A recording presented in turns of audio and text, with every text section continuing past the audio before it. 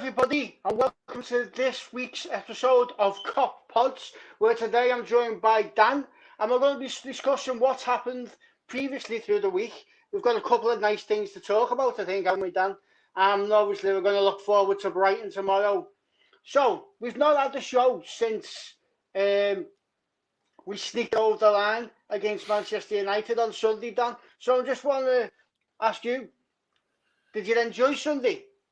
I mean, if you can't enjoy days like that, you can't enjoy footy, can you? So yeah, it was unbelievable, wasn't it? It was different class. It's one of them. You almost have to pinch yourself at some point and think we're beating our arch rivals, bitter enemies, 5-0 at Old Trafford here. It was just unbelievable.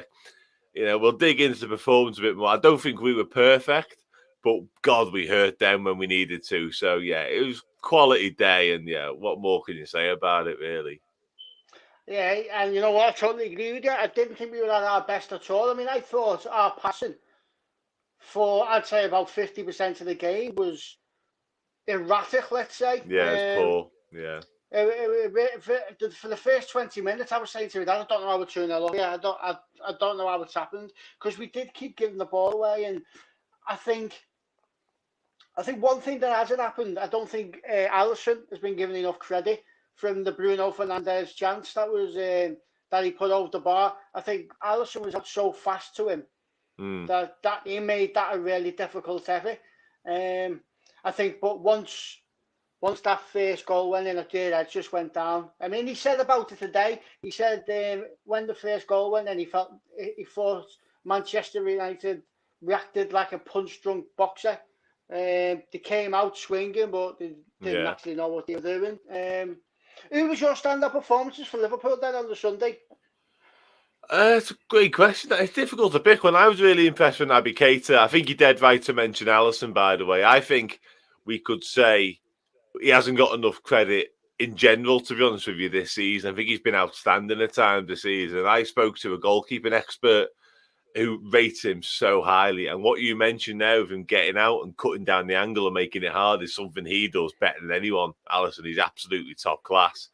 But as for Sunday, it's difficult to pinpoint one. Obviously, Salah's got a hat-trick, hasn't he? But we've seen him score far greater goals, if we're going to be honest. You know what I mean? So it's difficult to really go with him.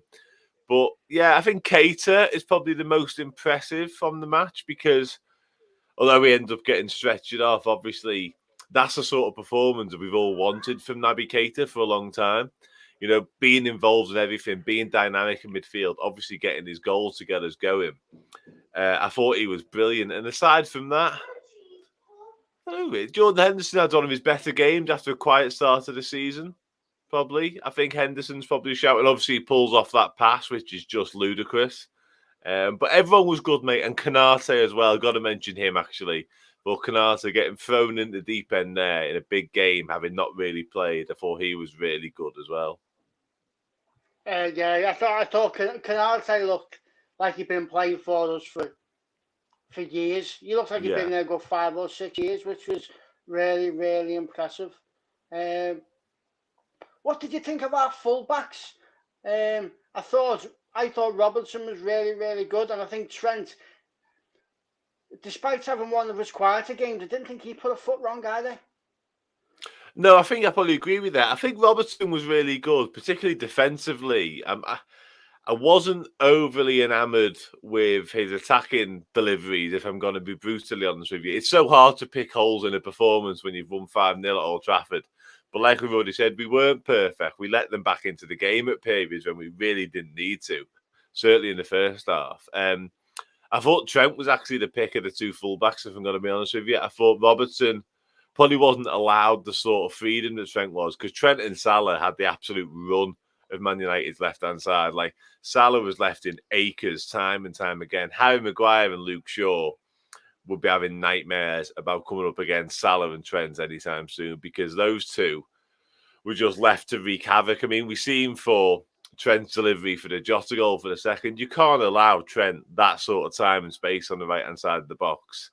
And that's something that Robertson didn't really get from Wan-Bissaka, in fairness to him. So I think that's probably why Alexander-Arnold stood out a bit more for me. So before we move on to Preston, I just want to ask you, a lot of the post-mortems of the game was a lot about how poor Manchester United were and what Solskjaer's job's going to be, whether he's going to keep it or not, whatever. Do you think Liverpool performance went sort of unnoticed and it never got given enough credit for? Yeah, 100%. 100%. It was almost an afterthought all week how good we were. If not for Liverpool fans, obviously, like we fully took the credit amongst ourselves, like we're always going to, and rightly so. But when you listen to, like you say, the post-mortem and the pundits discuss it, it was solely focused on Man United. And that's not just based on what happened on Sunday. That's based on what's gone on for the past few weeks there. You know, as Luke Shaw said himself this week, that's been coming for them. And it just so happened it was Liverpool that gave it to them, which was perfect from our point of view. But yeah, I think, you know, when we've sort of dissected the game within our own heads in the aftermath, like we've just said there, we weren't at our best. And the fact we could go to Man United and not be at our best and win 5-0 just shows you where they're at, which probably explains why all the talk's been about them since. Yeah. So, move on to Preston. What did you think of the performance against Preston? Disjointed, not particularly awe-inspiring. I thought the second half was better. But exactly what you'd expect from a side that we put out, which was full of, you know, players not really getting a game, if we're honest, apart from Matip. And also Curtis Jones was involved, I suppose. But that's exactly what I thought I was going to see, to be honest with you. Players not used to playing with each other, players striving for a place in the side. I thought, like, Alex Oxlade-Chamberlain did okay, if I'm honest. I thought he was one of the few players trying to get on the ball and try and make something happen. The end product wasn't perfect a lot of the time, but he really did want to impress, you could tell. Obviously, Minamino gets his goal, but yeah, listen, it was far from what we've come to expect from this Liverpool side. But they got through, and you can't really say a lot more. Would any of the 11 from Wednesday night, start 11, would you think any of them would have done themselves justice and maybe earned themselves a start for tomorrow? Probably, based on Wednesday, I'd probably have to say no. To be honest, I don't think any of them were particularly brilliant. And the only one who really springs to mind would be Oxlade-Chamberlain. And listen, Curtis Jones is in contention from what's gone before. Let's not beat around the bush. But based on Wednesday, Curtis Jones didn't really, you know, he had that one moment whereby he pulled off that bit of skill and beat a couple. But generally speaking, he wasn't that involved. But I genuinely would say the only one who really stood out in terms of putting a marker down was Oxlade-Chamberlain, but not because he did anything. He wasn't involved in any of the two goals, but he was so keen to make an impression. He's the only one that I could genuinely see forcing the way into Klopp's plans. So, just while we're on with the League Cup now, so we're into the quarterfinals. So, I'm assuming we get Sunderland. If we were to get Sunderland, we'd go with the team pretty much similar to what went on Wednesday night. If we drew a West Ham, a Spurs, someone like that, would you be tempted to go stronger, or would you stick with the team we've gone? How seriously would you take this competition? I'd be tempted to go stronger, definitely. Not particularly strong. Like, I wouldn't want a sort of Premier League, Champions League 11 out there, to be honest. But it'd have to be stronger. It'd have to be, in my opinion, the bench. Obviously, it would all depend on fitness. But like on Wednesday night, we saw our bench players plus Tyler Morton, Connor Bradley, you know, young lads who did well, by the way, take nothing away from them. But if you were playing a West Ham or a Chelsea even, you're not going to get away with playing them sort of players. So for me, it would just be a full rotation of the first team squad and not bring any academy lads in, which is harsh on them because they've done well. But at the same time, I kind of want to go and win this now. You know what? One of the things I was a little bit upset with before kick-off anyway was that Cade Gordon was injured. I was dying to see him. Same, yeah. I think he's going to be really, really special. So I hope his injury is not a long-term one. So on to tomorrow then. A couple of years ago, you'd get Brighton and you go, Easy 3 points. Not so much the last 2 years. So what do you expect tomorrow, Dan? You know what? So much of this game depends on what Brighton do. And I know that sounds mad because we're Liverpool and we're at home and we should just dominate the game anyway. But we've seen in the past that when we play these, I don't want to say lesser because I'm doing them a disservice, certainly this season, but, lower table, sort of mid-table sides, they can come to Anfield and sort of sit back and make life difficult. Brighton did it themselves last year. Burnley always do it. West Brom certainly always do it. So if they come and do that, I still fancy us to break them down, but it'll be harder. But Brighton have got this way about them now. They did it against Man City last week, and I don't know if they'd have been stung by that result because they tried to play Man City at their own game and play that football, and they got beat quite heavily 4-1 in the end. So a lot will depend on whether Graham Potter sticks to his guns and says, no, I'm going to go to Anfield, I'm going to play my way. And if they do that, I think he'd be shooting himself in the foot, to be honest with you. I think he'd be playing right into our hands. So it's a really difficult one to weigh up. He could go one or two ways. He could be hurt by last week and shut up shop a little bit and, revert to type, if you like. Or he could say, no, I'm doing things my way and I'm going to go to Anfield and we're going to play. And if they do that, then I think we run away with it. Who's your danger man for Brighton tomorrow? That's a good question. I know Bissouma's been back in the squad recently. I really like Yves Bissouma as a player, to be honest with you. But in terms of a danger man, he's just someone who's going to, make life difficult in the midfield, not necessarily be a danger man. In terms of danger, I quite like Trossard. I think he makes things happen. Not convinced. I don't want to say too much about it in case he hurts us tomorrow. I'm not convinced on Neil Maupay. I think he takes a lot of chances to score his goals. Like last season, we see him with Brighton. They had a hell of a lot of, what's it called? They had a hell of a lot of chances on goal, so to speak, and he wasn't really finishing them for him. And I think that's continued. So he doesn't particularly frighten me. So yeah, I'd probably have to say Trossard as their danger man.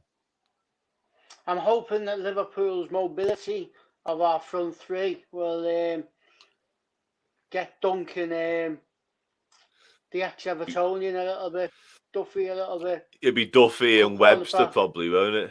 Webster, yeah, that's right, yeah. I'm hoping that happens there. I'm hoping our mobility up top is a bit too much for them. Yeah, where do you it think should the be. key areas for? Yeah, what do you think the key areas for Liverpool tomorrow? Or can you not see past Mo Salah? It's hard to see past Mo Salah, isn't it? Especially when you consider who he might come up against. So there's a good chance it could be Dan Burn, who, for all his strengths, as in he's proper tall, he's like 6'9" or something crazy. Mo Salah going up against a fairly immobile defender should be chaos, quite frankly. So, yeah, in terms of dangers for us, like I think you touched on it there in terms of mobility, in terms of us being able to drag their defence around. Because to be fair, they've been a fairly solid unit, but if we can get them moving into places they don't want to, especially if Firmino plays, he's the expert at that, then we could have a field day, which is what obviously we all hope happens. And just while we're on their defence, if Tariq Lamptey's back fit, and I know he came on last week, if he's back fit and firing, he's a danger for them. He's a good player, and really, really exciting player. I like him a lot. But yeah, for us, it's Mo Salah, isn't it? It's got to be Mo, hasn't it? It's absolutely got to be Mo. Are you expecting an end-to-end game tomorrow? Not particularly. No, I think, to be honest with you, I've got an inkling based on what I said earlier. I think they'll be scared into submission a little bit by what happened against Man City. I hope I'm wrong. I hope they do come and play, but I can't see it. I think they'll sit back and we'll dominate possession, and it'll be a case of us trying to break them down, to be honest. I do hope that's not the case. And every time we play Brighton, because I know Graham Potter wants his sides to play football, he really does. And I commend him for that, because if you take over a squad and a club like Brighton and want to change the way they play, that's a big job. And he's done a very good job at it, to be fair to him. So I really hope he sticks to his principles, because I think that suits us. But I just think, and I just fear, that the fact he tried to play City last week and got hurt so badly will change his mind. Just want to stay on Brighton a second before I start talking about what I think Liverpool will do tomorrow and the team they'll pick. So, do you not think the Brighton manager, Potter, would be a good choice for the Newcastle manager? I just want to pick your brains on that one. I think he'd be a good choice for most clubs, if I'm perfectly honest with you. I think Newcastle in particular, young, wants to play football the right way, plays pretty exciting football, which we know Newcastle have been used to in the past, and that's what they've been crying out for, if we're going to be honest, for quite some time.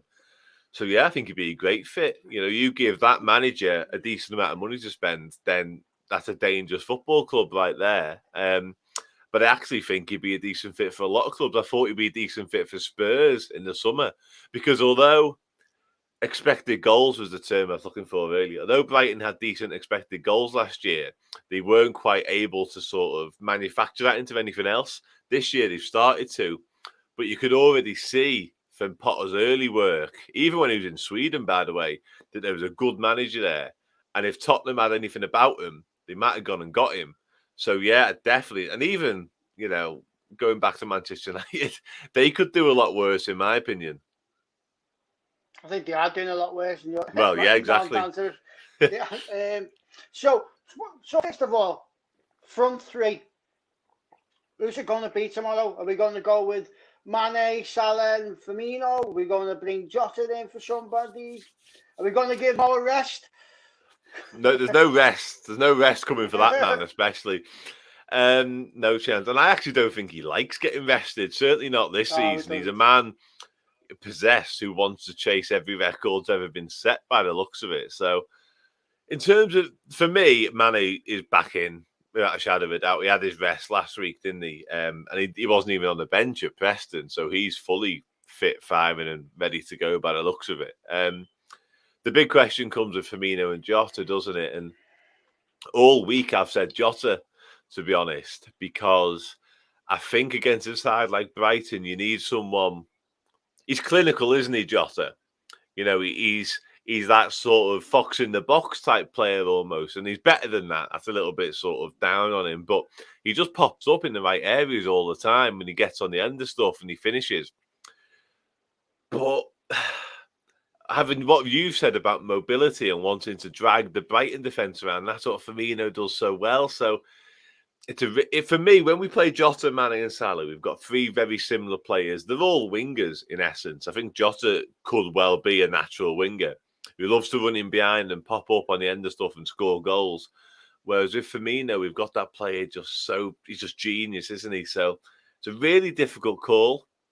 But right now, if I was picking a team to go in like 10 minutes, it would be Jota. Fair shout. So, this one I think might be a bit more difficult for you. Who's going to be our midfield three tomorrow? Yeah, it is more difficult. Made slightly easier by sort of fitness issues, obviously, because no Fabinho, which is a big blow. I don't think Thiago's quite going to be ready. So the question comes, obviously we're looking at Jordan Henderson, absolute shoo-in, probably playing the 6. And then Keita, managed to survive that tackle last week back, and he deserves a start right now. He's an absolute mainstay right now, in my opinion. So really we're looking at Jones and Oxlade-Chamberlain, aren't we, for the other one?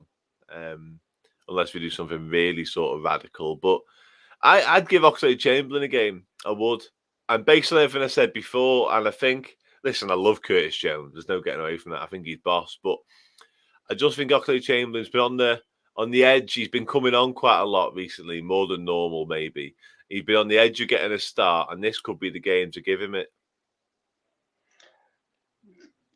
Do you think we've still got a player there in Chamberlain? Do you think he can move his career on at Liverpool now? Do you think that chance is gone, or do you think maybe tomorrow when he comes in that this could be his last chance to impress at Anfield?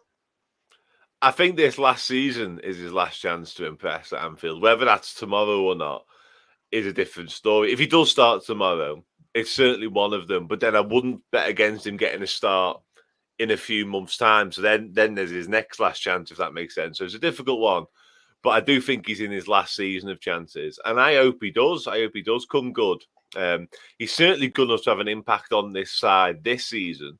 What that looks like moving forward is up for debate. I think he has to be really good, to be honest, to not get sold next summer, which sounds harsh, but in reality, I think he was half lucky to escape this summer, just gone.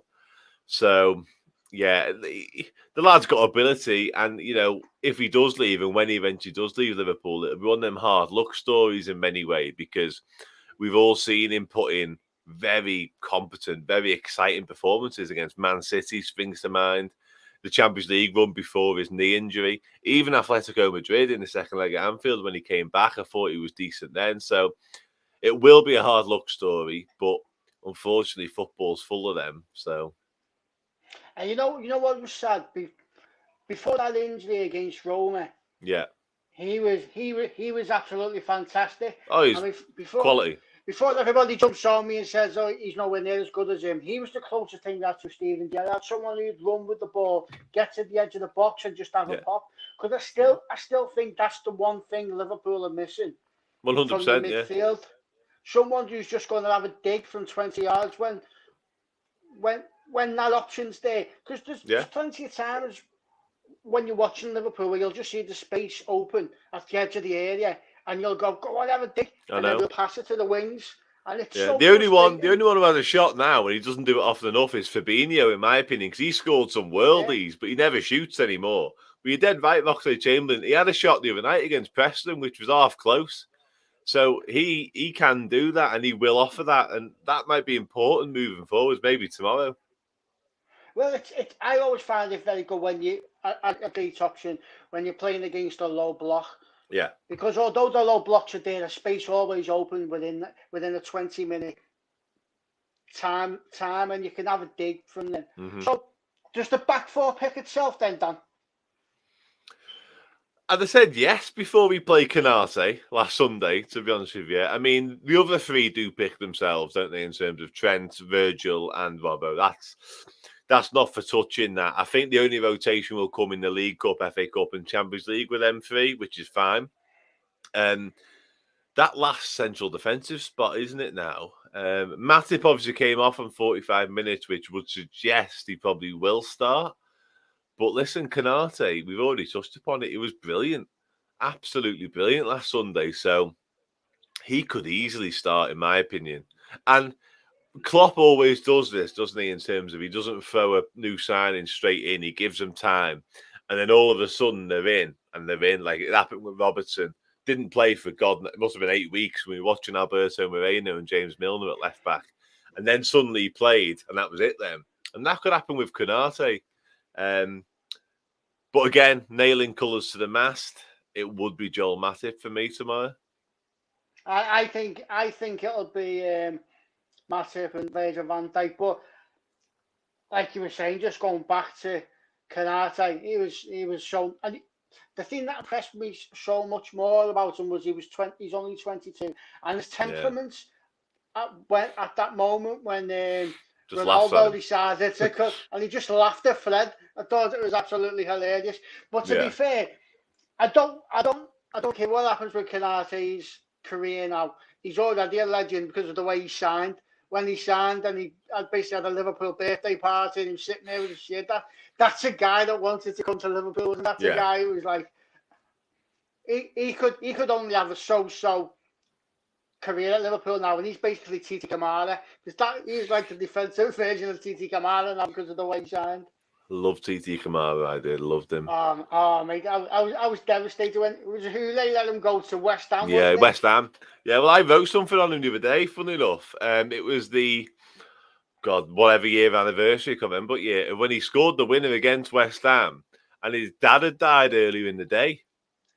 In the same day, and he scored and he was crying, and then he got took off and all that, and he gave an interview after the match, and it all explained. No one knew in the ground, do you know what I mean?